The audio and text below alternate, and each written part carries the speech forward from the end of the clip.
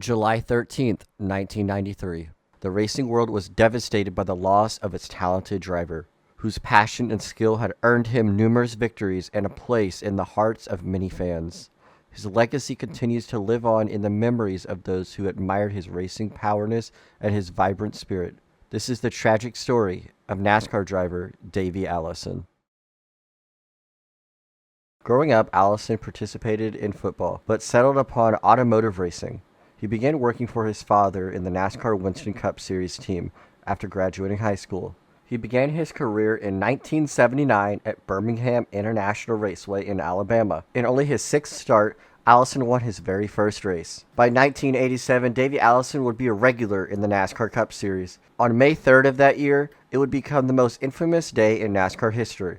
Earlier in the week, Bill Elliott had qualified the number 9 Coors Light Ford Thunderbird at a record-setting 212 miles per hour, a record which still stands to this day. Davey Allison would qualify third, while his father, Bobby Allison, would qualify second. Both Allisons qualified in the top 5 that day. On lap 22 of the event, Bobby Allison, Davey's dad, ran over a piece of debris, cutting his right rear tire.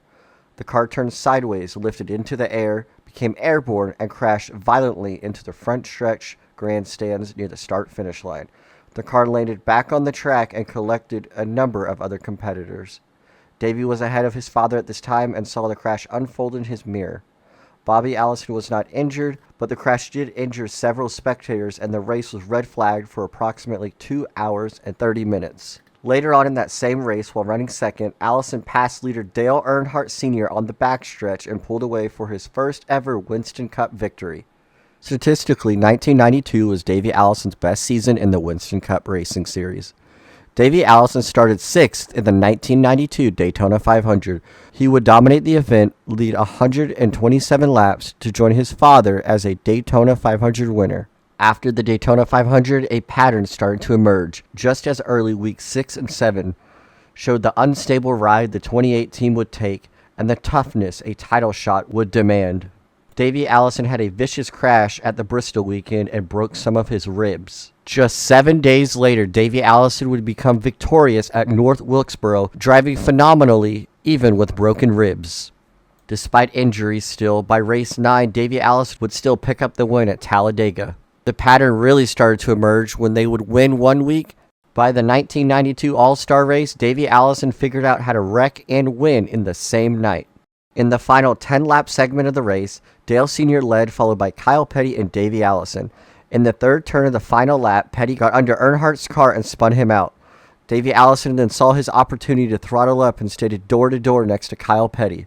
Petty charged back as Allison crossed the start-finish line to win the race. The two cars came together, sending the driver's side of Davey Allison's car hard into the outside concrete wall in a shower of sparks. An unconscious Allison was taken from his car and airlifted to the Charlotte hospital. The crash left him with a concussion, bruised lungs, and battered and bruised body. Davey would later claim to have sustained an out-of-body experience after the crash. He claimed to have awoke to see his car below him as he rose away from it, and to have turned his attention away from the frantic work of the emergency workers to the bright light above, which faded and left him in darkness until he awoke later in the hospital. When he woke up, the first thing he asked to crew chief Larry McReynolds was, "Did we win?" McReynolds told Allison, "Yes, Davey, you won." The wreck did not deter Allison. He finished 4th in the Coca-Cola 600 the following week, despite the injuries, and maintained his points lead. Still hanging on to the points lead, Allison's quest for a championship would take a turn at Pocono. Allison was charging back through the pack, followed closely by Darrell Waltrip. The two cars made contact, and Davey went sliding into the grass off Pocono's tunnel turn. The car went airborne and began a series of violent flips before landing on its roof in the infield guardrail. Davey survived the crash. He was airlifted to the hospital with a severe concussion, along with a broken arm, wrist, and collarbone. His 33rd place finish left him 9 points behind Bill Elliott for the series title. But it all came down to Atlanta, where he hoped to claim his first ever championship in NASCAR. Allison entered the day mentally prepared and ready to claim a championship, but fate can be cruel.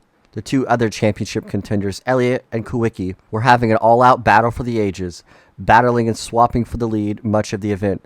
Late in the race, Davey had finally managed to reach the top 5 and was in position to win his first ever championship when Ernie Irvan lost control of his car on the front stretch on lap 286.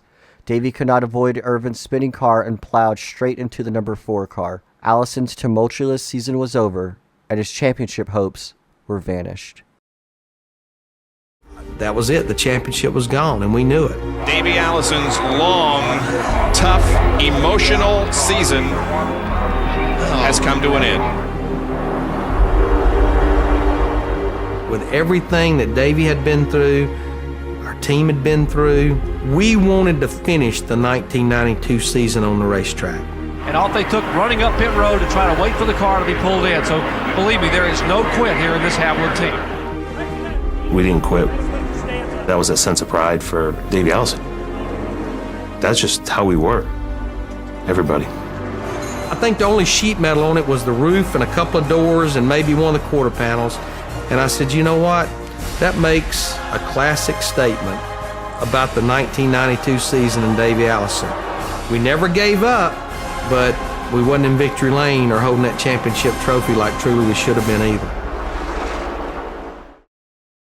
On July 12, 1993, Allison boarded his newly acquired helicopter to fly to Talladega Superspeedway to watch a family friend, Neil Bonnet, and his son test a Busch Series car. He picked up another family friend, racer Red Farmer. Allison was attempting to land the helicopter inside a fenced-in area of the track's infield when the craft nosed up suddenly and then crashed. Neil Bonnet freed Farmer from the wreckage, but Allison was unresponsive and could not be freed until the paramedics arrived. Farmer went on to a lengthy, successful recovery, but Allison never regained consciousness after sustaining a crucial head injury. He was pronounced dead the next morning at 7 a.m. Davey Allison's legacy is etched in NASCAR's history as a testament to talent, determination, and unwavering passion for racing.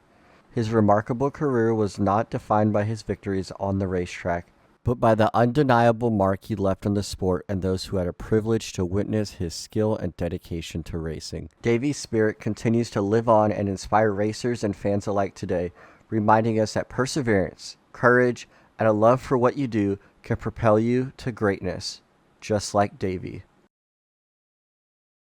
Thank you for watching this video. I hope you really enjoyed. Davey Allison is definitely a driver I wish I could have grown up watching. It's unfortunate that he passed away so soon, but his legacy still lives on. If you want more documentary type videos, please comment below. Thank you for watching, and I hope you have a great day.